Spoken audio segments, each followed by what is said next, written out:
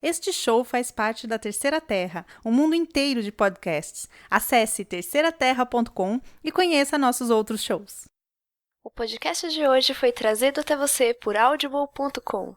Ganhe um audiolivro de graça para baixar e 30 dias para testar visitando www.audibletrial.com/terceira terra. São mais de 180 mil títulos para escolher e ouvir no seu iPhone, Android, Kindle ou MP3 Player.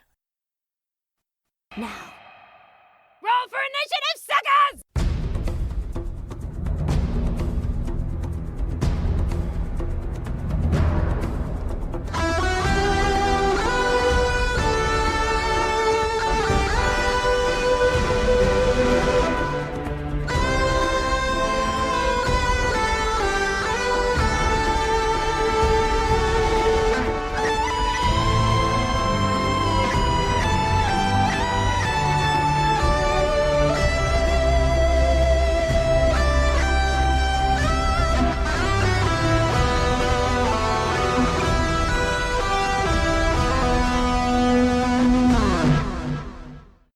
Olá, ouvintes! Olá, ouvintes! Mais um Escudo do Mestre vindo a vocês, gravado nesta deliciosa noite na qual o Vitor acordou todos os seus vizinhos com esse grito. Se bobear, isso vai render algumas reclamações. Eu não me segurei. É uma oportunidade, uma coisa que tem que ser comemorada, porque nós estamos lançando mais um episódio do Escudo do Mestre em 2017. Pois é, em menos de 6 meses no Para as anterior. pessoas que acharam que esse ano ia ser finalmente o ano que um episódio nosso ia ser o Enes de 2017 e o próximo episódio ia ser o Enes de 2018. Eu digo que esse dia provavelmente um dia vai chegar, mas esse dia, nas palavras de Aragorn, ainda não é hoje. Esse vai ser tipo o primeiro Cavaleiro do Apocalipse, né? Tipo, sinais que o podcast vai acabar.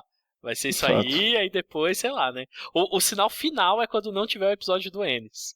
Não, isso aí morreu. Aí esse é realmente, tipo assim, acabou, esquece, não vai voltar, sei lá, a gente não se fala mais, né? A trágica história, qualquer coisa assim. Pois é. Bom, alguém morreu de câncer. Alguém morreu de câncer, cruz credo, que horror. Mas beleza. Mas nesse tema dark e sinistro, que, né, cabe o tema de hoje, né, que nós vamos falar de Ten Candles. Mas primeiro, vamos nos apresentar, que a gente sempre esquece. Oh, meu Deus, então comigo aqui... o Vitor, @capivara no Twitter. E eu, o Chess, @Ravena, vulgo Guilherme também, no Twitter. E vocês também podem encontrar um pouquinho das coisas que eu faço no Teatro dos Mundos, que é um canal de streaming de RPG, tem no YouTube, tem no Twitch. Vocês podem ir lá ver mais algumas coisas. Agora você já tá mais internacionalizado, né? Já tem a participação de vocês em outros jogos. De certa forma, né? Mas a casa sempre é o lugar mais aconchegante. O lugar certo, né, pra encontrar. Sempre será minha casa. Beleza. Então vamos lá, hoje nós vamos fazer um review de Ten Candles. Um review naquele jeitão que vocês já conhecem aqui do Escudo do Mestre, né? A gente leu o jogo, jogou o jogo e vamos comentar nossas impressões e nossas opiniões sobre esse sistema. Sistema esse que você provavelmente está pensando: que cacete é Ten Candles? Então, Vitor, que cacete é Ten Candles? Não, o cara que tá pensando isso, ele não é um ouvinte das antigas do EDM. Porque nós comentamos esse jogo. Nós comentamos esse jogo em 2015. Não, 2016. Nós comentamos quando ele saiu nos Enes. Verdade. Então a gente sempre tem algum momento da história a gente falou desse jogo. Mas é o Ten Candles, né? Então um jogo que foi lançado em 2015 pelo Stephen Dewey. E é um jogo que se define como um RPG de horror trágico, né? É isso que ele traz. É um jogo pequeno, um livro com menos de 100 páginas, tem 90 e poucas páginas, praticamente sem ilustrações por dentro, né? Uma capinha colorida, um joguinho bem simples, mas com uma pegada, uma proposta diferente, eu diria. Acho que até um certo ponto única, eu pelo menos não sei outra outro jogo que tem uma proposta similar. Concordo que ele é muito inovador, ele tenta coisas muito diferentes, como não só com suas mecânicas, mas ele vai dar um passo além, ele ritualiza todo momento de jogo, ele cria elementos, formas de se jogar distintas, que vão além do rolar dado para resolver seus problemas. Ele tem uma proposta de design muito vanguardista, nesse sentido de fazer algo que é essencialmente um RPG, mas com uma forma, uma estrutura bem distinta. Ele não... Ele quebra um pouco... ele tira um pouco a coisa que você falou, só da imaginação dos dados. Não, ele não usa bem props, só pelo prop, sabe? Objetos. Ele traz uma coisa um pouco a mais, tenta colocar isso. Mas vamos falar primeiro do que se trata, né? Pois então, o Ten Candles, 10 Velas, ele é um RPG de horror trágico. E sublinhem esse trágico, isso é importante. Trágico. trágico. Onde o objetivo é contar os jogadores, ele funciona no estilo de ter jogadores, tem mestre e tal. Os jogadores estão narrando naquela aventura, ele é feito para one-shots, estão jogando as últimas horas de vida de um grupo de pessoas. O que você sabe é que, ao final da sessão de jogo, todos vão morrer. Isso já está definido antes de você começar o jogo. Os jogadores sabem, o mestre sabe, todo mundo sabe. Não é um jogo sobre sobreviver ao horror. É um jogo onde você tenta dar significado, criar uma história, criar uma trajetória das últimas horas de vida de um grupo de pessoas numa situação extrema, né? Que situação é essa, Chess? Deixa você falar um pouquinho enquanto eu tomo um gole d'água. Imagina. Essa situação extrema ocorre porque o livro, ele te apresenta um cenário, ele te apresenta uma base na qual você vai jogar. E nessa base ele diz que 10 dias atrás o mundo ficou escuro. À noite o sol não nasceu, tudo escureceu, a energia ficou mais escassa, ainda existe, mas ficou escassa. E há 5 dias atrás eles vieram. E o que são eles, por que o mundo escureceu, ou qualquer coisa que nesse sentido, podem ou não ser o tema do seu jogo também em conjunto com a tragédia que certamente recairá sobre os personagens jogadores. Só que dentro disso, ele vai se apropriar de algumas coisas para o jogo para tentar deixar você mais imerso nessa história, né? Como, por exemplo, as ditas velas, né? Que são um elemento muito importante desse jogo. O jogo ele é jogado à luz de velas, e isso é importante para o jogo. É importante para o jogo que a única fonte de iluminação sejam 10 velas acesas. Esse é o número no começo do jogo. 10 velas, não menos que isso, não mais que isso. Logo no começo da partida. Essas velas elas vão ter a função de, lógico, dar uma ambientação, um clima, etc. Mas também, mecanicamente, elas vão influenciar no que acontece. Como eu tinha comentado no comecinho do episódio, o Ten Candles ele ritualiza muita coisa no processo de jogar. O que é uma coisa que, de certa forma, a maioria dos RPGs acaba fazendo em maior ou menor grau quando tem seus próprios rituais, né?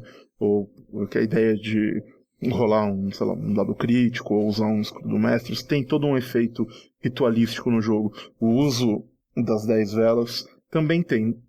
Você acaba sentindo esse sentimento de esperança, não exatamente esperança, mas existe uma certa normalidade. Já tem 10 velas acesas, está enxergando bem. Conforme as velas vão se apagando no decorrer do jogo, o ambiente vai ficando mais escuro e mais opressor. Isso é refletido nas mecânicas do jogo, a gente vai falar mais à frente. É uma coisa que, num primeiro momento, eu, quando soube do jogo, e essa ideia de ali usa 10 velas, e as velas têm uma série de funções mecânicas no jogo, eu pensei, isso pode ser um pouco gimmicky, pode ser uma coisa um pouco vazia, talvez, de significado, de função, e não é. Me surpreendeu até nesse aspecto. Porque... Mas, Vitor, porque quais são as funções das velas? As velas funcionam assim, né? A vela, ela ela além de iluminar, aquecer e queimar os pelos do seu braço quando você tenta mexer nas coisas. As velas elas funcionam como um relógio dentro do jogo. Determinadas coisas que seu personagem for fazendo vão fazer com que as velas se apaguem, né? Esse momento que a vela apaga é meio que uma transição entre cenas dentro do jogo. E isso também serve como uma contagem regressiva. Quando a última vela for apagada, o jogo vai acabar. Quando vocês chegarem no momento do jogo que a última chama está acesa, todo mundo que não morreu até aquele momento vai morrer. E aí, quando acabar a última cena, a última vela vai ser apagada. Então ela tem essa função de funcionar como um relógio, né? É um jogo que trabalha muito usando isso como um marcador do ritmo do jogo, né? Inclusive ele tem mecânicas, a gente vai falar mais pra frente, mas ele tem mecânicas para, ok, e se uma vela apagar sem querer? Puta, deixei a janela aberta, bateu uma lufada de ar, uma vela apagou sem querer. Ele tem uma resposta mecânica para isso dentro do jogo, né? Exatamente. Vamos a gente comentou um pouquinho desse aspecto, mas vamos voltar um pouco para falar um pouco sobre o livro. Ele tem, antes de a gente continuar nesse aspecto, eu acho que a gente pode comentar esses detalhes conforme eles forem aparecendo no livro. No livro. Uma coisa que eu acho que vale a pena comentar é que a arte do livro não é muita, né? Não tem tanta arte, mas a pouca que tem é bastante evocativa. Eu gostei, no geral. Eu acho sempre algo opressor. A coisa que eu mais gosto nesse livro dos capítulos, né? É que ele tem os capítulos, eles têm umas coisas, por exemplo, o primeiro capítulo chama Here There is Light, né? Aqui existe a luz. E aí ele vem com um subtítulo, então tá escrito assim, a página é branca, aí tá escrito Here There is Light, embaixo prossiga, sobrevivente, aqui não há segredos, né? E aí o próximo capítulo é Aqui existem as sombras. E aí a página está um pouco mais escura, né? O fundo da página está mais escuro. E aí está escrito, tipo, leia por sua própria conta e risco, vá com cuidado. E o capítulo final, que é o capítulo do mestre, é escrito, aqui existe a escuridão. E aí tá escrito, aqui o jogador, o sobrevivente, aqui não é mais o reino do sobrevivente, o sobrevivente não tem mais lugar aqui, né? E aí todo o fundo da página é bem escuro, tanto é que é difícil até um pouco de ler o Here There is Darkness, o título do capítulo. Então conforme ele segue a sua leitura, né, principalmente nos títulos dos capítulos, ele vai tornando mais claro, mais escuro e mais escuro. Então é uma decisão na maneira que você faz o design gráfico do jogo, bem interessante. Depois que você lê tudo e fala, o jogo é sobre isso, e você relê, você, ai caralho, olha só, não tinha reparado, né? Uma coisinha bacana. Eu achei também muito bem bolado. O jogo como um todo, ele sabe usar essa metalinguagem muito bem, e o design gráfico do jogo certamente compartilha isso. Mas então vamos lá, vamos falar um pouco então sobre o Here There is Light. O Here There is Light, né, o capítulo de introdução, ele começa falando sobre o que é o jogo, no sentido de é um jogo de horror trágico, é um jogo time-based, né, que ele fala, então você vai ter uma hora para começar, uma hora para acabar, é um jogo para ser jogado numa sessão só, é um jogo de narrativa compartilhada, né? No sentido que os jogadores vão ter um agency muito grande para criar coisas no jogo, ativamente criar coisas no jogo. Não só baseado nos dados, mas também em momentos específicos onde eles vão poder definir verdades no jogo, vão poder definir coisas sobre outros jogadores, etc., né? E criar esse mundo conforme vai o jogo. O que é bem interessante no geral, né? Eu gosto bastante que ele começa, ele tem toda essa coisa ritualística, né? E uma das primeiras coisas que o livro começa, uma coisa que você faz todo turno de jogo, é que ele tem um desenho da vela e dizendo "These things are true, the world's dark and we are alive". E aí o livro começa. Eu também acho que é um elemento muito, muito bacana. E ele fala como é que você tem que preparar o jogo, porque pelas suas diferenças e idiosincrasias, você acaba tendo que passar por um processo de preparação um pouco diferenciado. Por exemplo, pegar as velas, selecionar um local em que papel possa ser queimado de forma segura. Você tem que dispor as velas num círculo em volta desse recipiente, né? Exato. Exatamente. Você vai acender essas velas em uma determinada ordem e a cada X velas acesas, isso vai ajudar no processo de criação de personagem e de criação do cenário que vai ser jogado. Ele te explica como é que funciona a resolução de conflitos nesse jogo, logo depois. Como é que funciona, Vitor? Você usa dados em Tenkendo? Usa, pior que usa. A resolução em Tenkendos, ele fala que você vai precisar de um pool de 10 dados, né? Na verdade, você pode usar mais, mas enfim. Seria um pool de 10 dados que talvez você pudesse diferenciar a cor, ou 10 dados de uma cor, 10 dados de outra, se fosse o caso, né? E um dado para cada jogador, né, para o número de jogadores, de uma corzinha mais diferente, para você deixar separado. Quando você pede um teste de alguma coisa em Tenkendos, você pega o pool de dados que você tem, que é equivalente ao número de velas acesas, né? Então, enquanto tem 10 velas acesas, são 10 dados que você rola, 9 velas, 9 dados, etc. E você rola esse pool de dados atrás do resultado 6, né? O 6, um 6 só, significa que você foi bem sucedido naquele conflito e você tem a narrativa está nas suas mãos para definir o que aconteceu naquela cena, né? Você pode até narrar pequenas coisas a mais que aconteceram. Lembra um pouco o Shotgun Diaries nesse sentido, né? Sim. Só que cada resultado 1 que você tira, ele some do pool, né? Então, se você fizer a primeira rolagem do jogo, você rolar 10 dados, você tirou um 6 e 2 1s, você foi bem sucedido, só que para a próxima rolagem, você vai tirar esses 2 1s e o próximo jogador só vai rolar 8 dados.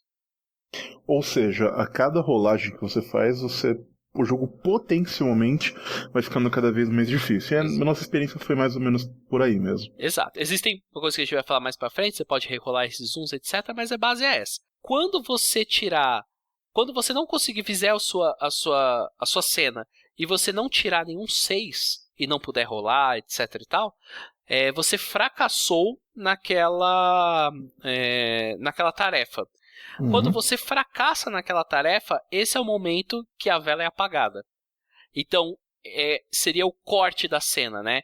Então, o livro dá um exemplo. Então, os personagens estão num esgoto e aí você escuta um barulho estranho, você vai investigar, você põe a sua cara através de uma esquina, você põe assim o seu rosto e aí a câmera dá aquele foco no rosto, o seu personagem está assustado e aí tela preta.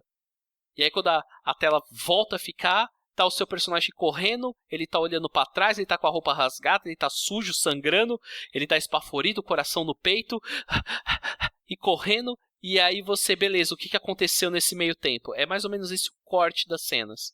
E aí quando você apaga a vela, entra uma fase de jogo, que é a fase que você vai fazer entre as cenas, né? O changing scenes que eles falam.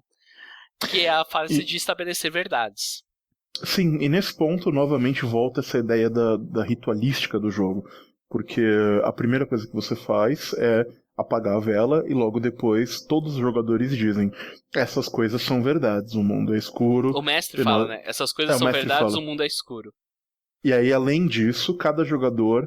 na verdade depende de quantas velas ainda estão acesas, mas a ideia é que você vai estabelecer uma verdade para cada vela acesa, não é? Para cada vela acesa, exatamente. Ok. Então na primeira vez vão ser 9 verdades. E aí os jogadores podem estabelecer verdades sobre qualquer coisa no mundo de jogo, à exceção da fraqueza deles. Porque eles só têm uma fraqueza, que é a luz. Exatamente. E, né, é a única coisa que vocês não podem mexer. Então, na cena que o Victor descreveu, o jogador poderia dizer: é verdade que enquanto eu corri eu encontrei uma grade e eu fechei a grade atrás de mim, então o monstro que me perseguia parou, sei lá. O outro poderia dizer: a gente achou uma saída para as ruas acima do esgoto. Ou você pode ir e estabelecer verdades que não tem nada a ver com isso, que é muito interessante. Nesse ponto, é um ponto legal para os jogadores decidirem sobre o que o jogo deles vai ser, sobre o que essa tragédia vai ser, sobre o que eles querem falar.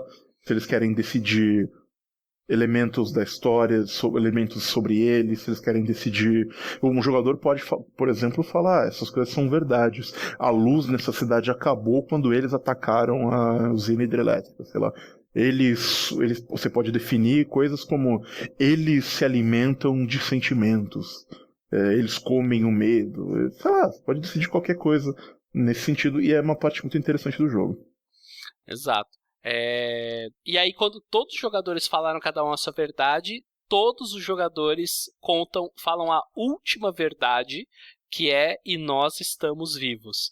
Então começa com essa fase, mas essas coisas são verdades, aí ele vai estabelecer uma série de verdades, né? O mundo é um lugar escuro, aí vem uma verdade de cada jogador e termina com a verdade final, "e nós estamos vivos". Fica com isso em mente, dessa verdade final.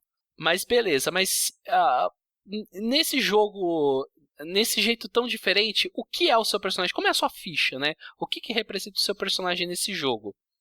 E aí é novamente um elemento diferente e criativo do jogo, né? Então você vai criar traits sobre o seu personagem, você vai criar uma série de fatos e descrições sobre eles, e tudo isso é ritualístico. Então o jogo começa, você vai acender 3 velas, e aí quando você acender as 3 velas, você vai escrever o trait do seu personagem, que o quê, Vitor? Você vai escrever 2 traits, você vai pegar, você não tem uma ficha de personagem propriamente dito, mas o jogo fala pra você ter uma pilha de cartões, o que quer que seja, né? Um pedaço de papel menor, papelzinho, de preferência etc. Que queimem fácil. De preferência que queimem fácil. Que você vai escrever, você vai ter um vício, você vai ter uma virtude. Uma virtude seria qualquer coisa que vai mais resolver problema do que causar problema. Então seu personagem é sortudo, bonito, forte, sei lá, qualquer coisa que você imaginar aí, que seja uma vantagem, né, uma virtude, serve inteligente. Qualquer coisa. E o vício é qualquer coisa que vai causar mais problemas do que solucionar. Então, se ele é amedrontado, se ele é ganancioso, se ele é mesquinho, se ele é viciado, se ele tem uma fobia. O livro fala para você ser você tem que ser uma palavra só, um adjetivo, e você ser o mais genérico possível na criação desse termo. Eu me lembro que no nosso jogo, um que eu criei, né, e eu achei interessante dos vícios, era compaixão. Porque num cenário como esse, compaixão é uma coisa extremamente perigosa. E é uma coisa que vai te atrapalhar mais do que vai te ajudar. Só que tem o twist da criação Isso dos me pegou traits. de calça curta foda pra caralho. Que agora que você fez essas 2 fichas, você vai passar a ficha da sua virtude pro jogador à sua esquerda, e a ficha do seu vício para o jogador da sua direita. Então, na verdade, você estava criando os vícios e as virtudes dos outros. Você não estava criando os seus próprios. É por isso que o termo tem que ser o mais aberto possível, né? Porque eu quero jogar com um policial, sei lá, o que quer que seja, e você quer saber atirar, né? Então um negócio como atirador, por exemplo, não seria tão bom, mas talvez uma virtude como perigoso já sirva bem melhor, porque você abre essa opção para outros jogadores fazerem, e você pode, às vezes, encaixar naquela ideia original que você tinha do personagem os papéis que você ia receber. Exatamente. Mas é o primeiro twist. E para que servem os traits? Os traits permitem que você rerole os uns que saiu na sua parada de dado. Então você jogou a parada de dado, você tirou 4 uns. Vai ficar 4 dados a menos para a próxima rolagem, próximo jogador. Ou você rolou, deu 4 uns e você não tirou nenhum 6. Você gasta, e quando você gasta, você queima o seu trait. Então você literalmente pega um pedacinho de papel, coloca na chama e coloca no recipiente, ele vai pegar fogo. E quando você faz isso, você rerola os uns que saíram, e aí o que continuar 1, beleza, sair algum 6, ótimo, né? E esse gesto também simboliza o que o seu personagem está disposto a perder para continuar vivo. Exato. A exigência é que aquele vício ou aquela virtude, ele esteja na narrativa de como você conseguiu passar naquele teste. Então, ele não precisa ser o motivo de você passar, né? Por que eu sou como eu sou ganancioso, eu vou conseguir passar nesse momento. Mas você pode até, por exemplo, descrever uma história, como eu sou ganancioso uma vez, e contar uma história do seu personagem, um mini flashback, que seja, que justifique o fato de você estar sendo bem sucedido naquela tarefa, naquele teste, por aí vai. E uma vez queimado o trait, você não tem mais aquele trait. Uma hora que você queimou a virtude, você não tem mais a virtude para colocar ali, você não tem mais o vício. Seu personagem está sendo consumido por aquela situação, né? E é bom dizer que o seu personagem não é só a sua vício e a virtude, tem mais. Não, sim, a gente vai colocar, a gente vai indo aqui na criação. A gente tá indo na criação desse jeito porque a criação de personagem é um ritual à parte, assim, sabe? Sim, ele é interessante porque como você começa a cena com todas as velas apagadas e você vai criando, ele ajuda você a ter um processo para colocar todo mundo no mindset do jogo. Porque um problema que eu e o Chess já falamos aqui, a gente já conversou disso várias e várias vezes, é quando você está jogando um jogo de terror, ou um jogo que tem mais tensão, etc., como você colocar todo mundo naquele clima, né? E eu acho que Ten Candles, ele tem uma coisa interessante que ele faz isso, não só pelo fato que você joga no escuro, à luz de velas, mas essa é como uma passagem, entendeu? É como se estivesse aos poucos saindo daquele lugar e entrando no jogo. E não é abrupto, ok, vamos sentar, vamos jogar. Apaga as luzes, você estava há um segundo atrás, estava vendo vídeo no YouTube com seu colega, e agora você já tem que estar no mindset do jogo. Não, você vai aos poucos, criando vício, virtude, acendendo vela, não sei o que lá. Quando você termina o processo, você já está bem mais aberto àquele clima do jogo de terror, de tensão, de tragédia, do que quando você começou. Exatamente. E como eu acho legal também esse paralelo entre as velas irem se acendendo conforme os seus personagens vão sendo criados, né? Representam esse momento de esperança, essas pessoas ali, e conforme vão apagando, eles vão chegando ao seu fim. Isso é bem interessante também. E qual é o próximo passo na criação? O próximo passo é a leitura do módulo do jogo, né? O jogo, ele, apesar de ter esse cenário genérico, ele tem no final dele 2 apêndices, né? Que mostram cenários possíveis de jogo, que eles chamam de módulos. Os módulos são um mini cenáriozinho de jogo que dá um norte para o seu personagem. Ele dá uma situação, ele dá meio que um objetivo e 2 ou 3 pontos que podem ser explorados durante o jogo. Então, para vocês terem ideia, um dos módulos que tem a gente há 10 dias, quando tudo ficou escuro, a gente se abrigou na prefeitura dessa pequena cidadezinha, e aí há 5 dias atrás eles vieram e as pessoas começaram a sumir ou morrer, ou o que quer que seja, e agora a gente está aqui, a gente recebeu antes do rádio acabar as pilhas, a gente perdeu a comunicação, a gente viu uma mensagem de uma base militar que tem perto daqui, falando que eles têm lugar, que eles têm um refúgio, eles têm comida, eles têm proteção. Então a gente tem que ir lá, mas para isso a gente precisa atravessar a cidade, atravessar uma ponte, atravessar uma floresta e aí chegar na base militar. Então ele fala isso, ele dá um texto para você ler para os jogadores, que é um texto bem evocativo, né? E aí você já sabe mais ou menos, ok, essa é a situação que a gente vai jogar, esse é o módulo que a gente vai jogar, né? E tem módulos bem... o final do livro, as últimas 20 e poucas páginas do livro, mais ou menos, são descrições desses módulos. Vários deles se inspiram em tropes de terror clássicas, né, como as pessoas estão abandonadas num barco, são os últimos cientistas atrás de uma cura ou de uma solução para esse problema, são sobreviventes que têm que atravessar uma cidade. Eu achei eles, em geral, bastante interessantes, alguns mais do que outros, verdade seja dito, mas no geral eu achei que todos eles contribuem para a ideia do jogo. Existem... o jogo ele foi financiamento coletivo e existem uma das metas que eram apêndices de convidados, né? E aí eles expandem um pouco a ideia do jogo, colocando elementos de ficção científica, cenários de fantasia. Ele expande um pouco para você poder usar essa ideia em outros lugares, né?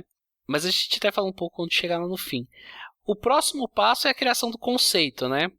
Uhum. Que o conceito basicamente é o nome, a aparência e um conceito do seu personagem em poucas palavras, né? Falar, é um homem de meia idade, um advogado aposentado. Pronto, acabou, entendeu? Coisinha pequena assim, que vai ser mais ou menos, já vai definir o que é o seu personagem para aquele momento, né? Exatamente. E é legal, porque você acaba tendo que criar um conceito baseado nos traits que você recebeu, e acaba criando personagens que talvez você não pensaria se o processo não fosse feito dessa forma. É bem diferente.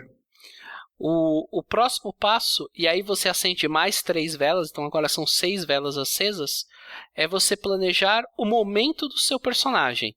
Que é uma coisa que quando eu li pra mim ficou muito clara, mas quando a gente foi jogar, talvez não tenha ficado tão clara para alguns jogadores. E foi uma coisa que a gente balanceia um pouco, mas o que é o momento? O momento é uma situação, uma cena que você quer que aconteça com o seu personagem, você vai tentar ativamente chegar naquela cena ou guiar a história para essa cena acontecer, e ele é o momento no qual o seu personagem pode encontrar ou não a esperança, né? Então você escreve no papel, eu encontrarei a esperança quando... E aí você coloca um texto, alguma coisa que... Uma condição, uma alguma condição, coisa que... né? Então, eu encontrei a esperança num momento de oração na quietude de uma igreja, ou quando um deles estiver morto aos meus pés, ou quando a verdade sobre por que os céus escureceram me for revelada, ou quando eu encontrar a minha irmã, viva ou morta. O interessante é que você escreva essa condição de maneira que ela exista a possibilidade dela dar certo ou errado, porque ela vai ser dependente de uma rolagem, e você tente criar uma condição que possa acontecer dentro do jogo.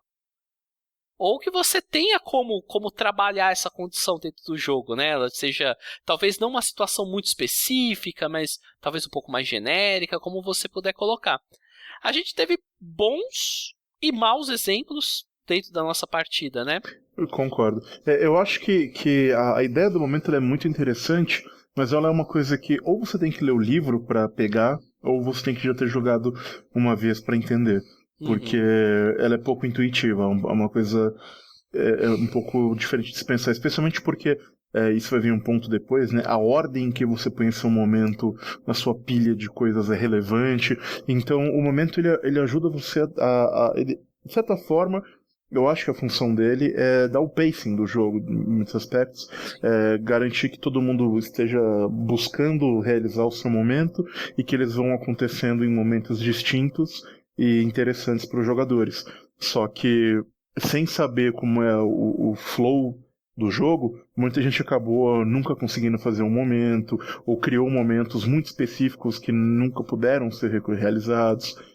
Ou criaram um momento em que conduziram a história de tal forma que quando o momento aconteceu, o momento não era a carta correta, então ele não serviu para nada. Ou deixar o momento passar. Ou deixar o momento passar, Teve aconteceu isso também. também. Uma coisa que eu acho que muda, o livro não, né, ele não é específico sobre esse ponto, ele não fala que você não pode, e tem jogos, tem gameplays, partidas que você pode ver aí no YouTube, principalmente porque é um jogo que, lógico, o visual dele é muito importante você ver a cena das pessoas na mesa jogando, né? Talvez um áudio só perca um pouco da experiência. Com certeza perde a experiência, mas enfim. Uma coisa que tem é que talvez seja interessante que as pessoas lessem um momento umas para as outras, né? Porque se de repente o meu momento é o próximo a acontecer e todo mundo sabe que o meu momento vai acontecer, a ideia é que os jogadores também trabalhem em prol daquela situação chegar, entendeu? E talvez se mais pessoas souberem a sua situação, quando chegar uma hora que, pode ser que agora deu o trigger, desencadeou o seu momento, e talvez você não tenha pescado isso na hora, você não tenha sentido, e aí outro jogador fale, agora é uma hora que podia rolar, tal, né? Isso aconteceu na nossa mesa, né? Um jogador que chegou uma hora, passou, e aí depois quis acionar o momento, a gente falou, não, mas esse agora não é a hora certa, não tá legal. Mas por que você não falou antes? Porque lá atrás era perfeito. Ah, pô, eu não sabia, não achei. E aí, entendeu? Perdeu-se um pouco isso. Também aconteceu que o Chess falou, pessoas que colocaram momentos que eram muito específicos, assim, talvez do fim do jogo, de uma coisa que o jogo não estava se encaminhando para isso, e não souberam trabalhar nas entrelinhas. Às vezes pegar a frase que eles escreveram e achar um duplo sentido para ela, tentar trabalhar de outro jeito. O jogador ficou travado. Ele se travou num looping, né? Ele tinha que fazer um momento, não podia sair do momento, e isso prejudicou a experiência, com certeza. Mas pra que serve o momento? O que acontece quando você passa no momento, né? Bom, quando você encontra o seu momento e você tem que... Se não me engano, me corrija se eu estiver errado, mas quando você desencadeia o seu momento, você tem que fazer um teste. Sim. E se você tiver sucesso nesse teste, você encontra esperança, você encontra algo dentro de você que faz você acreditar um pouco mais, e você recebe um dado diferenciado, né, de outra cor ou qualquer coisa assim, que ele garante que só você rola, e que garante um sucesso caso você tire um 5 ou um 6. Se você falhar nesse teste, então o seu momento, na verdade, te revelou uma situação em que você perde a sua esperança em vez de recuperá-la. E aí eu não me lembro qual que é o efeito mecânico de cabeça. Não, simplesmente você perde o dado de esperança, você não vai ter ele mais, e é uma falha, você vai apagar uma vela de qualquer jeito. E apaga a vela, né? Isso. Okay. Uma coisa que a gente não falou, mas então esse jogo o mestre não rola dados? Não, o mestre rola. O mestre rola para cada desse pool de 10 dados. Cada vez que esse pool diminui, esse dado vai para o mestre. Então, na primeira vela tem 10 dados, todo mundo joga 10 dados, o mestre não joga nenhum dado. Quando tá com 9 velas, então vocês jogam 9 dados e o mestre rola um dado. Mas esse dado não tá falando se você falhou ou não. Se você tirar um 6, você conseguiu o seu intento. O número de 6 rolados entre você e o mestre é para definir quem é que vai ter o domínio da narrativa naquele momento. Então, se numa rolada que o jogador rolou 5 dados, o mestre rolou 5 dados, o mestre girou mais 6, né, dados com a fase 6 do que o jogador, o mestre vai narrar como que aquilo sucedeu. Ele vai ter o controle da narrativa para aquela ação, que geralmente vai tender a guiar para uma coisa negativa, né? Exatamente, para ir para um lado que as pessoas não estão... não querem, o que vai causar complicações a mais. Passando o momento, então, deixando o momento de lado, nós vamos para o Brink. Que é o momento em que você acende mais 3 velas. Mais 3 velas são acesas, 9. E aí você vai fazer a última carta para o seu personagem, que é o Brink. O Brink, o que é? Ele é o momento... ele significa o que o seu personagem estaria disposto a fazer, a atitude extrema que ele estaria disposto a tomar para continuar vivendo ou para conseguir seus objetivos. O que ele está disposto a sacrificar para aquilo. Só que o Brink ele também tem uma chave, né? Você não escreve o Brink do seu personagem. O jogador da sua esquerda escreve o Brink do seu personagem e começa escrevendo assim: eu vi você e aí alguma coisa, entendeu? Eu vi você matar fulano para se salvar, por exemplo. E isso é uma verdade dentro do jogo. Então aquele personagem que escreveu viu o seu personagem tomar aquela decisão, fazer aquilo. Exatamente. Mas ele você também... Fala, pode falar. Não, você ia comentar que você também pode criar um Brink que tem a ver com eles. Uma pessoa em específica vai fazer. O jogador que tiver à direita do mestre vai fazer o Brink que tem a ver com eles. Vai falar, eu vi eles alguma coisa. E esse é um dos momentos que você define sobre o que vai se tratar esse jogo, né? Então, eu já vi eles sugarem o sangue de alguma pessoa, entendeu? Então você já define, então são criaturas que sugam o sangue das pessoas. Você não pode definir uma desvantagem, como a gente falou, a única fraqueza deles é a luz. Mas, por exemplo, no nosso jogo, o jogador definiu, eu já vi eles possuírem aqueles de espírito fraco.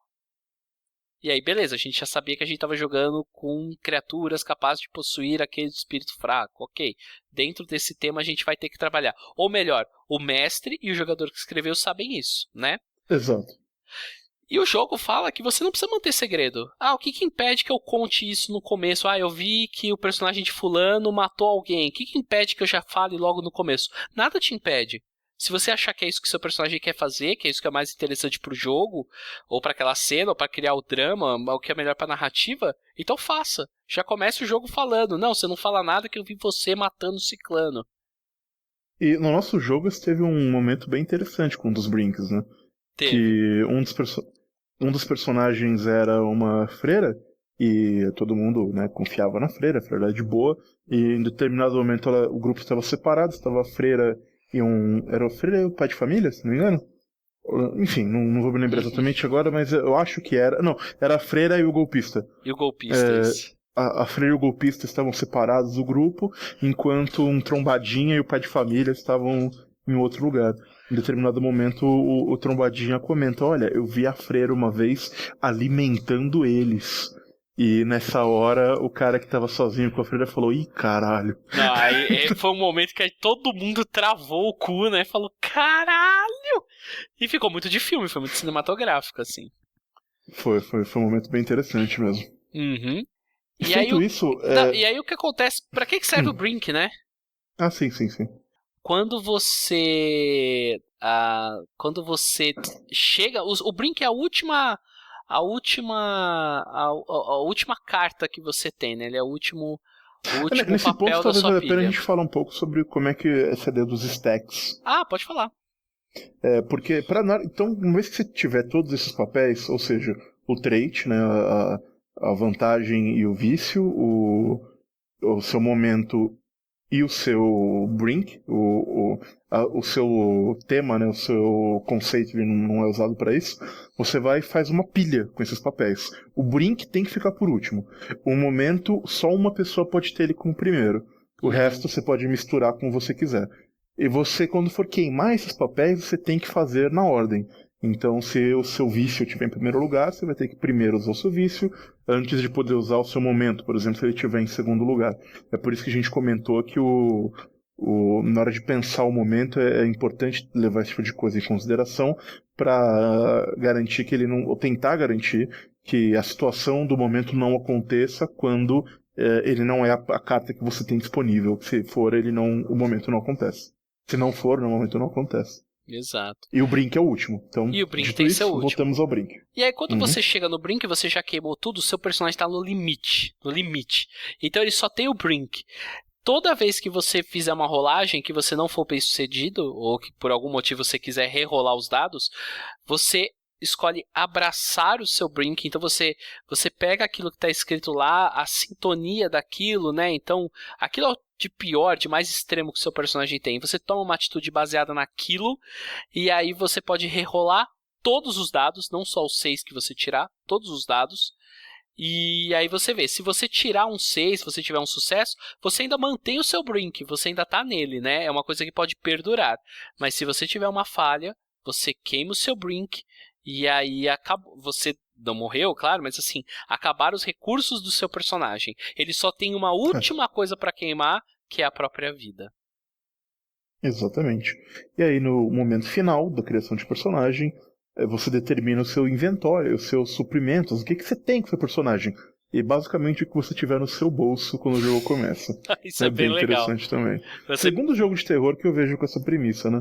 É bem legal, bem simples, né? Você lembra daquele The End of the World, acho que esse era o nome? Ele é com isso também?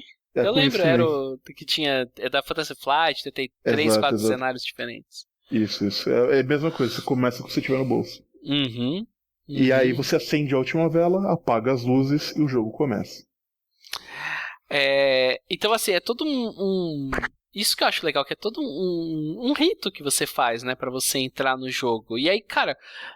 assim, já falando um pouco da nossa experiência do jogo enquanto a gente comenta as próprias regras, né? Eu gostei muito dessa criação de personagem, né? Do jeito que ela se coloca. Ela é quase um jogo em si, ela é muito climática, é bem legal você ir acendendo as velas e falando pros jogadores e todo mundo super concentrado. E é o momento que tem...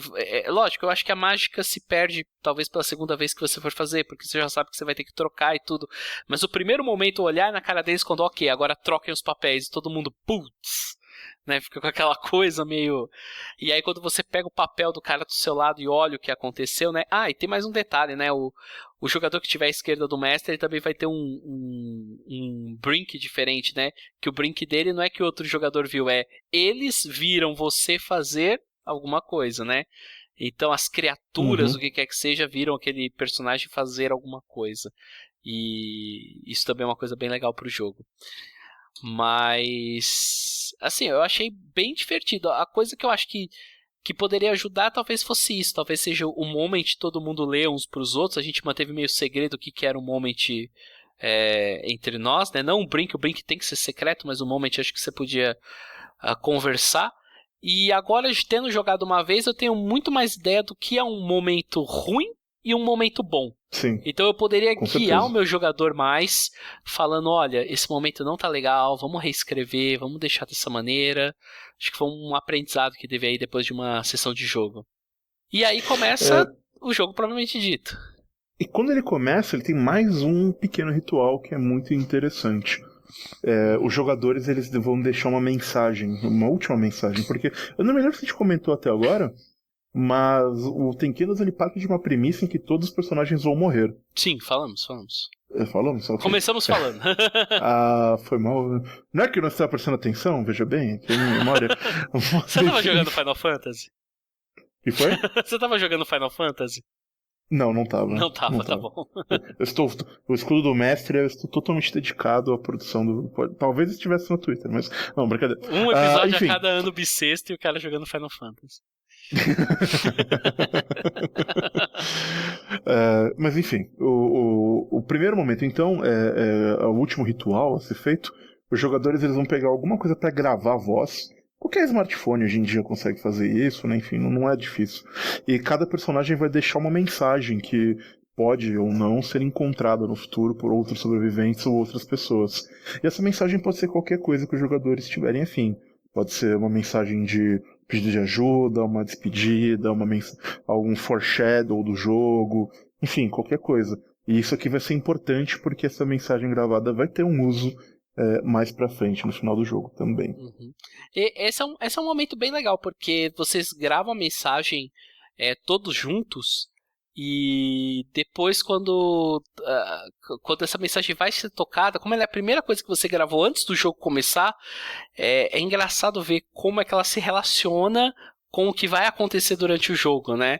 Naquele primeiro momento que você grava, ela tem um significado, e mais tarde, quando você escuta a mensagem de novo, o significado é outro. Ou você vê em luz de tudo que aconteceu, você fala, puta merda, olha só.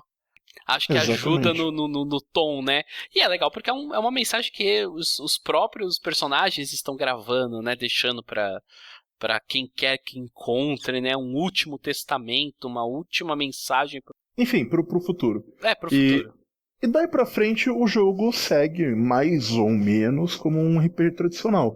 Normalmente naqueles cenários que a gente comentou, né, que a gente escolhe no começo do jogo, o que os sobreviventes estão fazendo, esses cenários costumam ter algum tipo de objetivo, alguma coisa que os jogadores querem fazer, chegar até a base militar, descobrir o que está acontecendo com o navio, enfim, sempre tem alguma coisinha que vai motivar esse início, vai dar aquele empurrão para os jogadores saírem da inércia. Sim. E a partir daí, o jogo ele se conduz mais ou menos como um RPG tradicional. O mestre vai descrever situações, os jogadores o que eles estão fazendo, os conflitos vão surgir, aquelas rolagens vão ser usadas para resolver esses conflitos, e conforme os jogadores forem falhando, vão se apagando as velas, estabelecendo as verdades, o jogo vai seguindo. E quanto mais velas são apagadas, mais difícil é o jogador ter sucesso, porque é um número menor de dados e maior o número de dados do mestre, então maior a chance de mesmo você passando no teste alguma coisa ruim acontecer. E isso que vai dando o ladeira abaixo do jogo, né? O jogo vai despencando. E no nosso jogo isso é uma coisa muito interessante. A primeira vela demorou bastante pra apagar. Uma Foi hora, quase mais ou menos. Uma hora de pra jogo, vela mais ou menos. apagar. As outras foram tipo pá, pá, pá, pá, pá, pá, pá, e cada vez mais rápido, e isso dá uma sensação interessante. No começo do jogo você tem as coisas mais ou menos sob controle. Você tem alguns recursos, você tem alguma fonte de luz, você tem as suas cartas para queimar, você tem 10 dados para rolar, você vai ser bem sucedido na maioria das coisas que você fizer. Lá no final, você tá agindo já em desespero, e você já sabe que as chances de sucesso são muito baixas, enfim. A primeira vela ela é basicamente a primeira metade de um filme de terror, né? É verdade. Uma primeira metade onde você conhece a situação, tá tudo mais ou menos sob controle, e aí você aos poucos vai sendo apresentado que a situação vai piorando, vai piorando, vai piorando. O jogo fala pra você não ter pressa em mostrar eles, então você pode seguir uma estratégia meio Alien, sabe? Você vai aos poucos desenvolvendo, aí até que finalmente vai começar as coisas a acontecer, e quando elas começarem a acontecer, aí vai ser ladeira abaixo. O ritmo, essa parte do ritmo é bem interessante nesse jogo. Sim. Talvez uma das melhores coisas sobre esse jogo. Eu achei que é a forma como... Eu digo que toda aventura, todo bom sistema de RPG que lida com o terror, ele tem que ter uma maneira mecânica de representar essa ideia de que o seu personagem, quanto mais o jogo dura, ele fica menos competente. E o Ten Candles é muito, muito bom com isso. Não só... enfim, e às vezes não é só uma questão da competência do personagem, o mundo fica mais perigoso. E isso é representado pelo apagar das velas e pelo número de dados. Pelas verdades que você vai criando, porque você vai criando, invariavelmente os jogadores vão criando verdades que vão afundando eles cada vez mais, né? As pessoas compram o espírito do jogo e vão criando coisas cada vez piores e situações cada vez mais difíceis, né? E, eventualmente, quando a última vela for apagada, temos o momento final do jogo. Aí você vai... Sim, você vai ter o momento final do jogo que é quando você chega na última vela, você não fala verdades. Na verdade, todo mundo fala uma única verdade, que é o "e nós estamos vivos", né? Você rola a última... Então, enquanto a última vela estiver acesa, você tem que contar... eles chamam de last stand, né? Teoricamente, a última resistência dos personagens contra o ataque deles, ou o que quer que seja assim. E esse é o momento que você sabe que você vai ter que guiar a história para a morte do seu personagem. Aí você vai jogando e vai rolando dados, etc e tal, e depois que todos os personagens morrem, que acaba, o mestre apaga a última vela e ele fala: essas coisas são verdades, o mundo é um lugar escuro. E acaba o jogo. Então... Os jogadores falam: nós estamos mortos, não? Não. Essas coisas são verdades e... É verdade.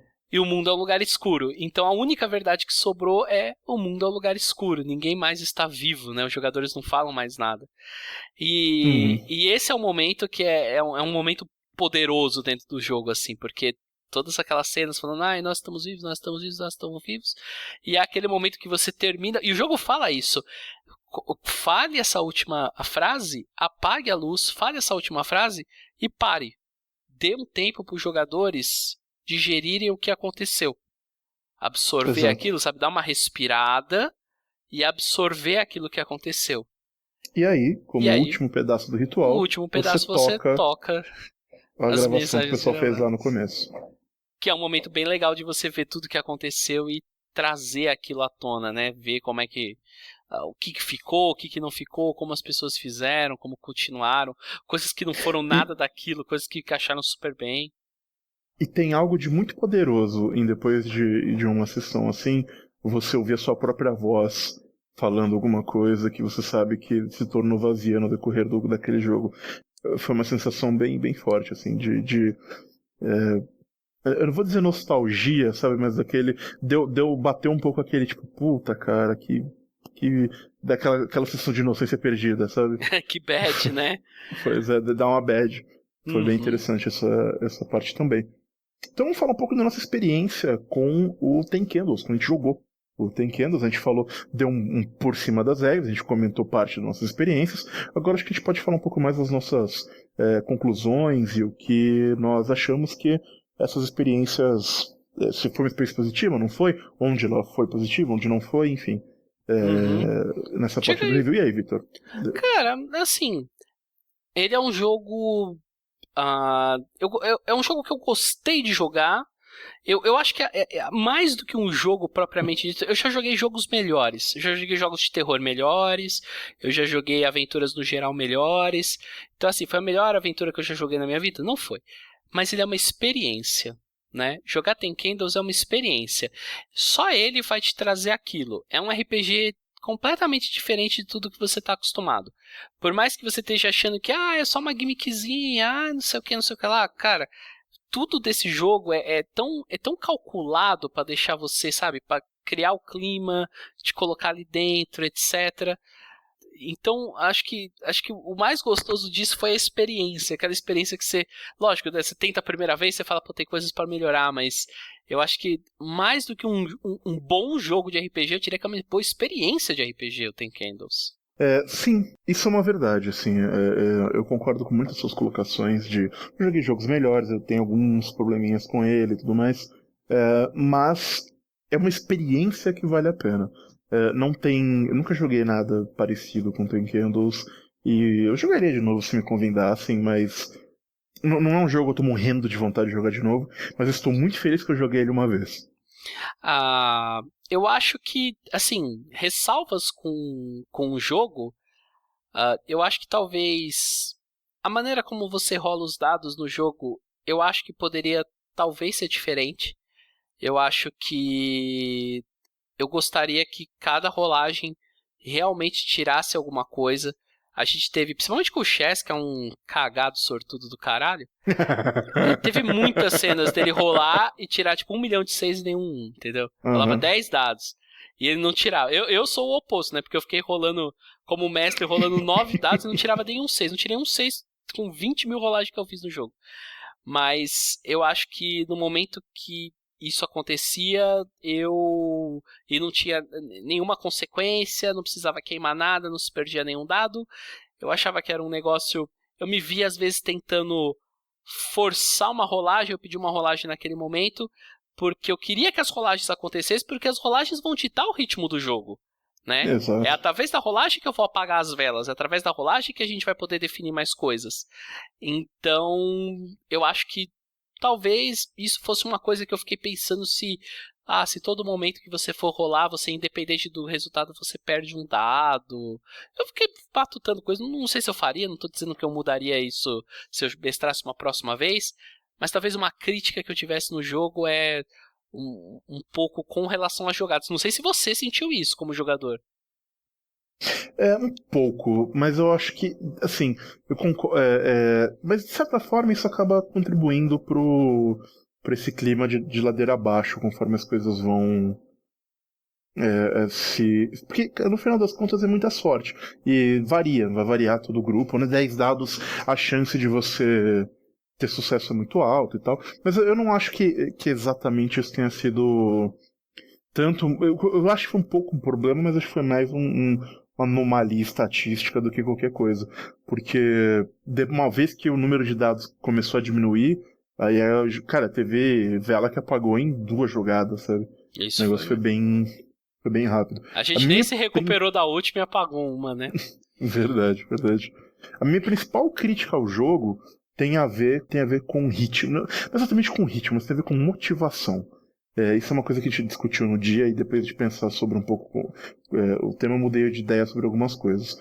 A princípio, eu achei que essa ideia de saber que todos os personagens vão morrer era ruim, porque eu achei que o jogador poderia ficar desmotivado. Teve um momento no nosso jogo que ele ficou meio barrigudo, assim, né, que as pessoas ficaram indo de um lado pro outro, meio sem saber o que fazer, quando um objetivo claro que a gente tinha no jogo, que era ligar os motores da casa de máquinas, não deu certo, ou deu certo depois, né? Eu fiquei pensando, poxa, será que se eu não tivesse o objetivo de sobreviver, esse tipo de coisa não estaria melhor, né? Mas aí depois de pensar sobre o assunto e conversar com os jogadores, e com os outros jogadores, né, com o Victor e o pessoal que jogou no dia, eu concluí que não. A ideia de morrer no final, e isso ser um jogo sobre tragédia, é muito importante. Mas, para que essa tragédia tenha significado, é importante que os jogadores o tempo todo estejam tentando conseguir fazer alguma coisa.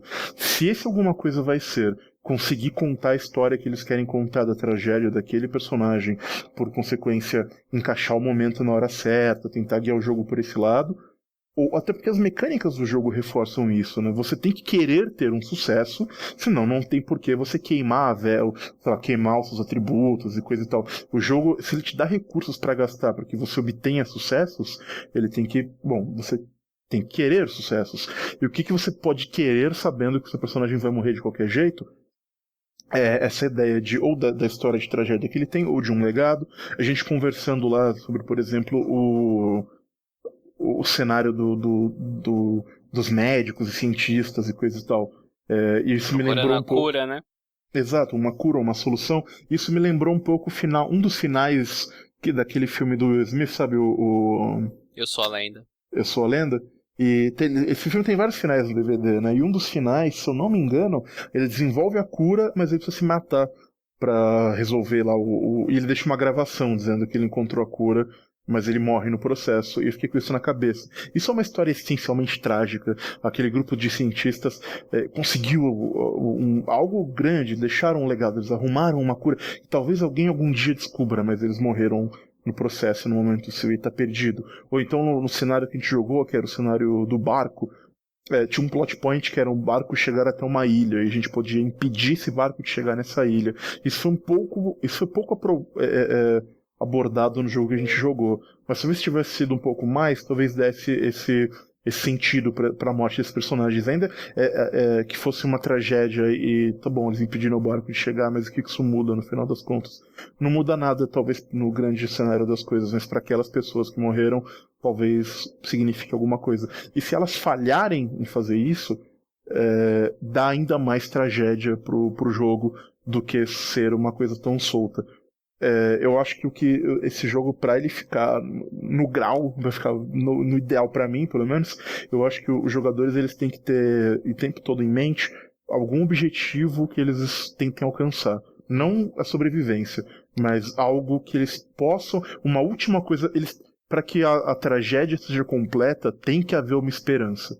Se ela vai ser alcançada ou não é outros 500. Eu tinha uma visão... A gente conversou isso no dia, né? E eu tinha uma visão um pouco diferente do que a do Chess, no sentido que pra mim, a gente teve um personagem na mesa que o jeito que o jogo se delineou pra ele pra mim, foi o caso perfeito, assim, o objetivo a ser alcançado era jogar Tenkados daquela maneira, que foi o personagem da freira, né? Uhum.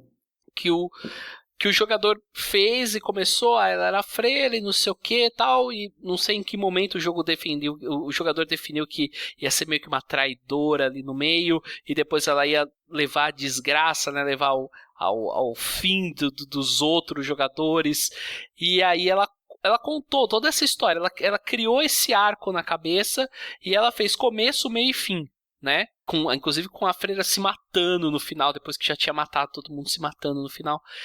Então eu achei assim que ficou excelente. Eu falei, puta, esse aqui é o caso modelo para explicar como é que tem que ser uma partida de Tenkedos. Então, para mim, ele é um jogo que o objetivo é você começar a jogar e você definir essa narrativa do seu personagem. Então, tinha um jogador que estava jogando com...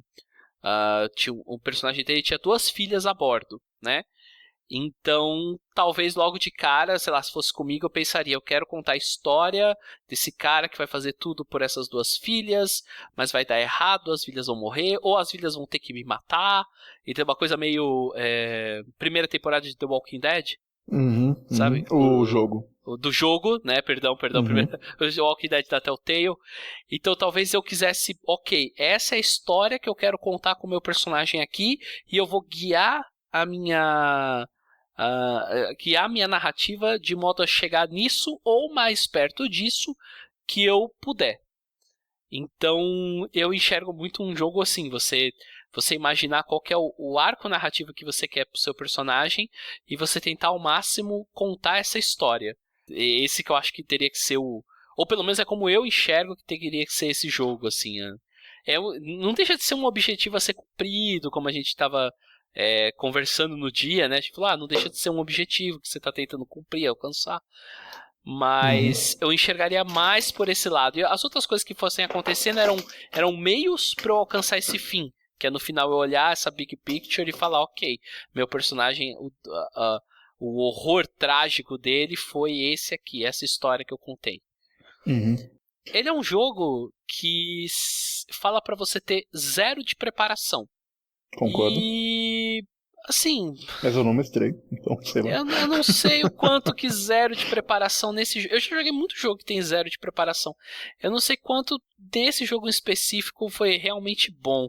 Eu entendo que tem que ser 0 de preparação no sentido que você não sabe quem são os personagens, você não sabe quem são os antagonistas, você não sabe nada. Tudo isso vai ser definido. Mas você pode... Eu quis escolher o módulo com os jogadores... Contudo, o jogo não fala isso. O jogo fala para você chegar com o módulo escolhido. E até no jogo ele fala para você pensar em, 2 ou 3 situações, cenas, armadilhas que possam acontecer. Então eu acho que, de um certo modo, ele fala para você não ter preparação. Contudo, se você for escolher o módulo antes e você já sabe que é aquilo, eu acho que é bom que você tenha sim uma preparação. O próprio livro fala. Então, eu acho que talvez zero prep mesmo, seja meio, não sei, talvez questionável. Pode também estar correlacionado ao módulo que a gente resolveu jogar, que é um módulo que talvez os tropes não tivessem tão frescos para mim. É diferente de você jogar uma campanha que fosse sobre um apocalipse zumbi. Os tropes estão praticamente, sabe... Você senta com uma galera e o jogo sai sozinho. Todo mundo sabe os tropes, né? Atualmente, assim, com série de TV e os caralho, todo mundo sabe mesmo. Mas talvez em alguns cenários que você esteja buscando, você precise dessa preparação extra, ou talvez escolher, uma semana antes, escolher o cenário com os jogadores, alguma coisa nesse sentido, e trazer algumas situações para acontecer no jogo. Eu acho que zero prep mesmo, sofreu no nosso jogo específico. Eu pelo menos sofri um pouco com isso. Muitas coisas que podia criticar.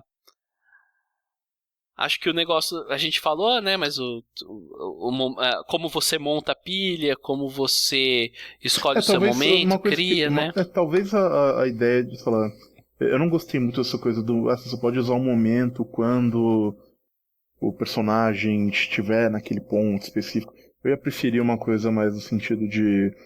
se acontecer o momento, você usa ele, acabou, independente de onde está na pilha. Eu acho que isso deixou a história em uns pontos muito rígida. Eu não sei o quanto que tentar direcionar o ritmo do jogo através da lógica dos momentos funciona. Ele tem pra mim era o mesmo princípio dos cenas do próximo capítulo, né? Que a gente já fez em jogos tem a nossa campanha de Monster Hearts que funcionava super bem. Tem o jogo vocês no TR já fizeram algumas vezes, né? Sim. Então, assim, uma mecânica que a gente costuma usar e que vai super bem.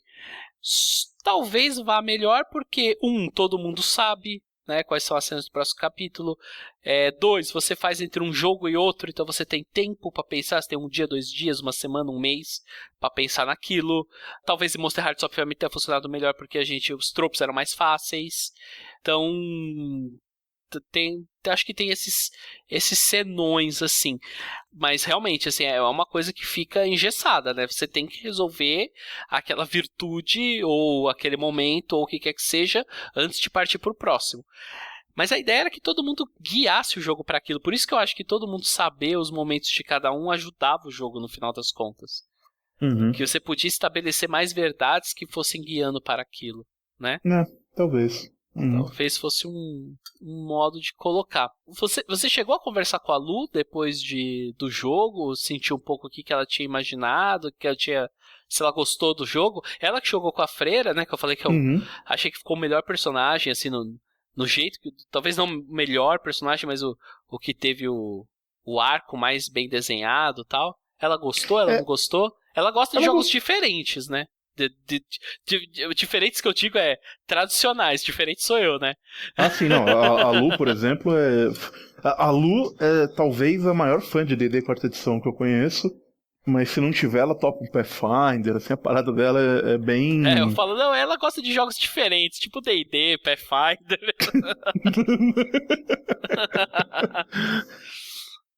Pois é. Mas não, ela gostou. Eu fui falar com ela depois, ela achou interessante o jogo. Ela achou diferente, né, do habitual, ela gostou do personagem dela. Ela comentou assim, tipo, foi legal, mas não é tanto minha praia, né, quanto um D&D e tal. Mas no geral a experiência dela foi positiva, assim. Ela falou, foi improvisando as coisas conforme foi dando certo. Ela falou que o pensamento dela durante o jogo, em geral, foi extremamente min-maxer gameista, sabe? Foi uma pegada meio, qual é a minha próxima ficha, o que eu tenho que fazer pra ela acontecer? E talvez tenha sido a maneira certa de pensar, né? Tipo, vou criar uma situação pra usar minha... Ela usou tudo, até o brink dela. Não, então mas vou criar tava uma situação... super certo, nossa. Exato. Então talvez tenha sido uma lógica mais proativa que eu não tive, porque foi muito reativo. Muito tipo, quando acontecer alguma coisa que eu preciso usar isso, eu vou usar. Em vez de efetivamente procurar criar situações em que os meus traits e afins fossem úteis. Então nesse aspecto eu acho que o mindset dela tava mais correto pro jogo. E o jogo fala pra você torrar as coisas, né? Pra você não guardar aquilo. Ele fala que não é incomum você terminar esse jogo com jogadores que não usaram tudo que eles tinham. Que o objetivo é você gastar tudo, você queimar tudo mesmo. Então, mas como esses são os únicos recursos dos personagens num ambiente extremamente hostil, a tendência é você guardar, né? É você guardar para um momento de dificuldade, ou, sei lá, até inconscientemente mesmo, assim. Ou acho que agora não é a melhor hora, etc. E o jogo estimula você a não. Queima isso aí, vai, torra, queima, vai seguindo, deixa seguir a história do jogo, né? E não deixa de ser um jogo de terror, Chess. Você como nosso maior fã de terror entre nós jogando, como é que foi pra você a experiência? Você tava tenso? Você tava sentindo? Como é que foi? Cara, eu tava mais tenso durante a criação de personagem do que durante o jogo, propriamente dito. Durante a criação, quando tudo eram possibilidades, eu tava mais tenso. Na hora que o jogo se concretizou, até porque, meio sem querer, eu acabei fazendo um personagem meio cômico, então acho que deu uma quebrada um pouco na tensão no começo, né, com algumas risadas e tal. Isso foi um fator. Depois o jogo ficou mais tenso, mas pra mim, pelo menos, a minha sensação foi que o jogo estava muito tenso enquanto nós tínhamos um objetivo que nós estávamos tentando cumprir. No caso, chegar até uma casa de máquinas e religar. Depois que esse objetivo meio que saiu da jogada e o jogo ficou mais aberto, não sei, aí eu acho que a tensão se foi um pouco, porque eu tava meio sem... eu tava meio no foda-se, sabe? Meio tipo, eu tava meio com aquela filosofia, sabe? Eu não tenho nada a perder. Eu acho que em alguns aspectos o jogo foi naquele lado de, tipo, sabe aquela coisa de você, que se fala em literatura de terror, ou de Dark Fantasy, por exemplo, você tem que criar um mundo dark terrível, mas não tão dark terrível a ponto de que não vale a pena viver nele, as pessoas se matem, sabe? Tem que ter um fio de esperança. Eu acho que o meu personagem, pelo menos, perdeu isso muito cedo. Tanto que ele eventualmente cometeu suicídio e tal. Eu até tentei criar um objetivo pra ele durante a história. Falar, vou explodir um navio, vou tentar fazer alguma coisa assim, mas não vingou. Então, pra mim, o jogo tava muito tenso até aquele ponto. Quando a gente entrou lá na casa de máquinas. Quando encontraram com as criaturas pela primeira vez e tal, né? E foi Exato. Ali tava tenso pra caramba. Quando acabou aquela cena, né, que apagou a vela, dali pra frente, pelo menos pra mim, a tensão se esvaiu um pouco. Dispersou, né? Foi aquele momento de máxima tensão, aí veio a catarse em cima, né? E aí dispersou aquilo. E o jogo nunca conseguiu reconstruir essa tensão, de certa forma. Eu fiquei meio nessa pegada de, tipo, meio que tô no foda-se. Talvez, se eu tivesse conseguido restabelecer um objetivo na história, ou se eu tivesse com o mindset de a história que eu quero contar com esse personagem é tal, como você falou, e eu estivesse tentando chegar lá, ou a experiência tivesse sido um pouco diferente. Mas pra mim, pelo menos, esse foi o momento em que o terror se foi. Você assistiu aquele filme Corra? Get Out? Ainda não. Cara, Todo mundo porque fala ele que é bom pra cacete, Não, é mas ainda não. fudido, assisti essa semana e tal, pô, pra caramba. Mas ele é bem, sem dar spoiler nem nada, mas se uma hora você assistir, ele é um filme que ele faz muito isso, porque ele chega vai começar o terço final do filme, mais ou menos, você tá num momento de tensão tão grande, sabe, o coração saindo pela boca, aquele, sabe? Aí dispersa a tensão, né, tá, pronto, beleza, acontece as coisas, né. Aí depois, dali pra frente, você nunca mais volta naquele pico de tensão. O filme é bom, o filme não deixa de... o filme não é ruim por causa disso, né? Mas você vê que o filme ele não foi feito para isso. Ele não foi feito para manter a sua tensão até o último segundo. Ele foi feito para criar com você uma puta tensão até aquele momento. E daquele momento em diante, ele tentar despertar em você outros sentimentos. Tendo isso em conta, eu acho que o Ten Candles ele se define como horror trágico, mas eu acho que ele tá muito mais ao trágico do que o horror.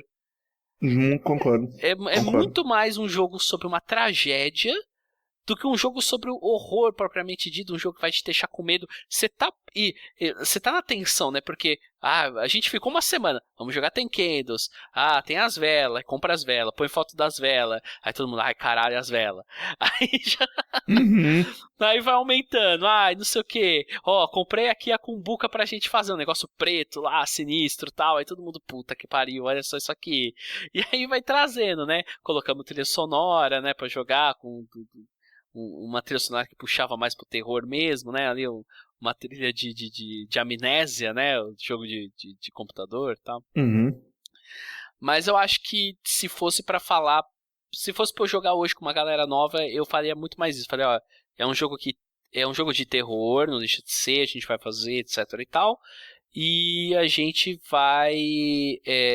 mas ele é um jogo mais sobre tragédia. Assim, eu acho que o foco dele maior é a tragédia no meio daquela situação tudo, mas acho mais um jogo de tragédia sobre de terror.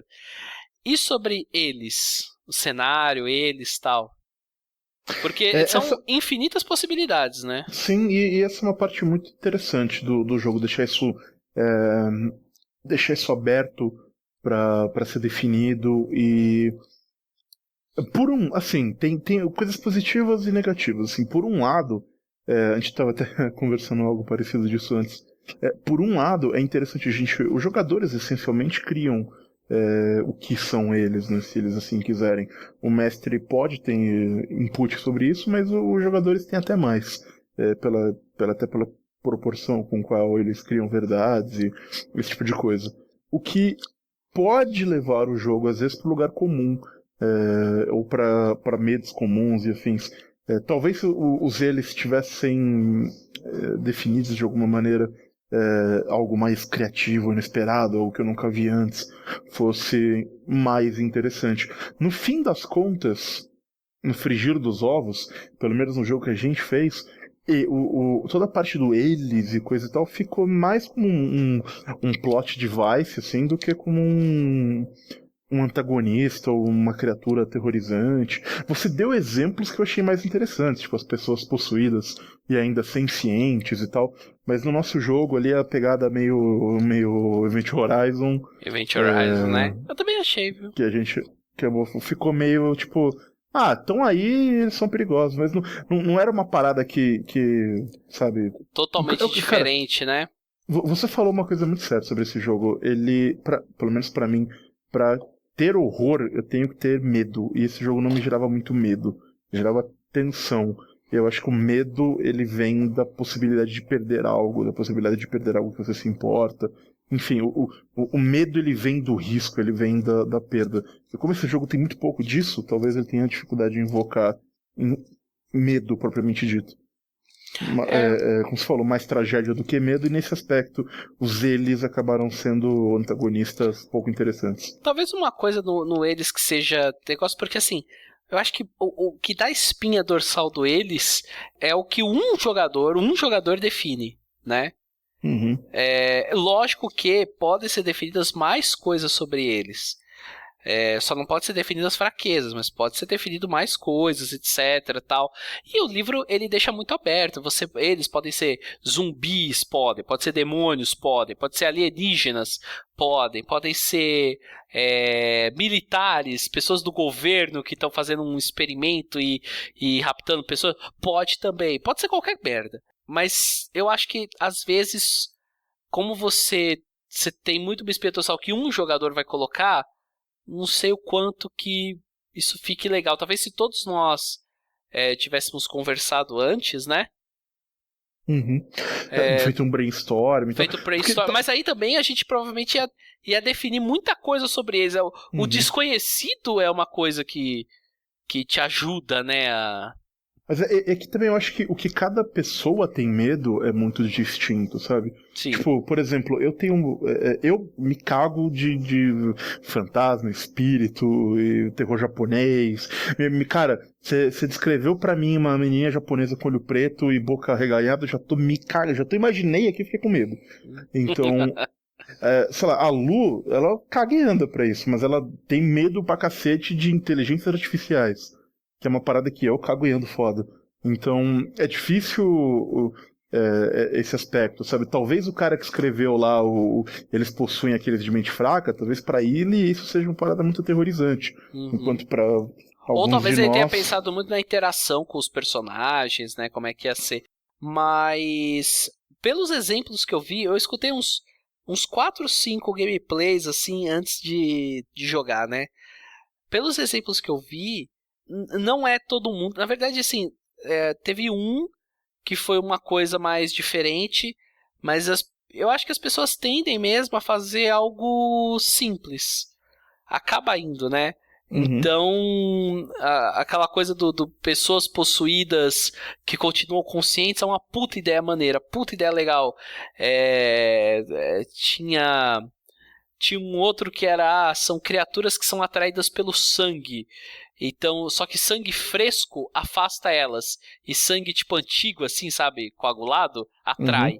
Então, os jogadores começaram tava sendo cercado pelas criaturas, os personagens se cortavam para afastar elas, sabe? Eles falavam que o sangue, quando você cortava, ele saía meio luminescente. Isso afastava. Só que aí eles começavam a usar esse sangue tipo coagulado para criar armadilhas. Então eles criaram uma maneira de criar uma regra no mundo de jogo e criar uma maneira de interagir com ela. Também diferente. Mas a grande parte do que eu vi eram criaturas que sugam as pessoas, demônios, sombras. Uma coisa até meio... Lembra dos Vashta Nerada de Doctor Who? Lembro. Uma coisa até meio isso, assim, sabe? São meio que as sombras e eles devoram as pessoas e só sobram os ossos. Ou Doctor Who, aliás, daria 1 bilhão de criaturas. Porra, Weeping Angels na hora, assim, né? Você pensaria. Até porque tem até relação com fraqueza de luz e tal. Daria pra fazer. Mas o fato é que, eu não sei, ficou um pouco... Faltou alguma coisa. Eu acho que cria-se uma expectativa muito grande nisso e acaba sendo um negócio simples, né? A maior parte das vezes que eu vi foi um jogo. Eu vi um jogo que foi com. Eram vampiros, era uma coisa meio aquele filme quadrinho também, 30 Dias de Noite. Sei. Era sabe, é isso aí, a gente tava numa cidade, era de noite e tava os vampiros, e não tinha luz do sol, eles não estavam preocupados, e é isso aí que tinha, entendeu? No final das contas, no frigir dos ovos novamente, por mais que Ten Candles tenha uma série de ideias muito boas e a ritualização do jogo seja interessante, ele traga ideias de ritmo diferentes, eu acho que ele acaba sendo mais estilo do que substância, sabe? Exato, concordo. Ele parece ter ideias muito fodas. Quando você lê sobre ele, sabe sobre ele, a sua imaginação se acende. E quando você vai ver o produto concreto, ele acaba te deixando na mão, porque ele não consegue entregar na expectativa que ele é capaz de criar. Ele é como eu falei, ele é uma experiência. Ele é que nem aqueles... Eu acho que dá pra comparar com aqueles... como é que é? Menu degustação, essas porra aí. Exatas paradas. Que você vai comer no restaurante conceito. E aí você vai, e aí, ó, vou te trazer um negócio totalmente diferente, não sei o que lá. Você come e você, ok, tipo assim, foi toda uma experiência, mas eu já fiz um hamburgão em casa que foi melhor, né? Mas foi toda uma experiência. Eu já indo para considerações finais, talvez? Vambora. Eu acho que é um jogo que eu recomendaria as pessoas jogarem. Eu quero ter a experiência de jogar mais uma vez, bestar para um grupo novo de pessoas, tendo em vista coisas que eu acho que eu posso fazer para melhorar no ritmo, na descrição do jogo, etc. Mesmo porque eu tenho colegas que não tiveram oportunidade de jogar e que têm muita vontade de experimentar. Então, eu acho que pelo menos mais uma vez eu quero jogar. Eu não sei se muito mais do que isso. Não é tipo, o melhor jogo para terror, nem o melhor sistema para terror. Eu acho achei ele uma coisa curiosa. Meio, sei lá, como jogar um LARP, né? Jogar um live action. Não acho uma experiência super divertida e sei lá, fantástico. Mas eu acho um negócio tão diferente que acho que é legal você experimentar uma vez. Fui lá e joguei, foi legal pra saber, né? É uma outra maneira de ver RPG, acho que a maneira como ele encaixa a ritualística dele é muito legal, né? Um jogo pra jogar presencial, é uma puta preparação, é um acontecimento, assim. Mas, de novo, não foi nem o melhor jogo de terror que eu joguei na minha vida, inclusive eu já joguei jogos com temática de terror que foram muito melhores, pra isso de terror mesmo. Não foi o melhor jogo para uma história de tragédia que eu já joguei. Talvez seja o mais focado nisso, mas não foi o melhor. Concordo. Mas assim, foi uma boa experiência. Eu não acho ela uma experiência ruim. Ela foi diferente. Eu acho que o ponto dela de ter sido tão diferente foi o que valeu para ela. Concordo plenamente. Eu também recomendaria o jogo. Eu acho que é bem... Cara, vou repetir o que você falou, sabe? É bem isso, a menu degustação do RPG, sabe? É uma parada que você não joga todo dia, é diferente, vale a experiência. Eu acho que tem coisas que ela pode até ensinar para novos jogos, eventualmente, mas não é o melhor, não é nem de longe o melhor, não é uma coisa que eu... Não reinventou a roda, né?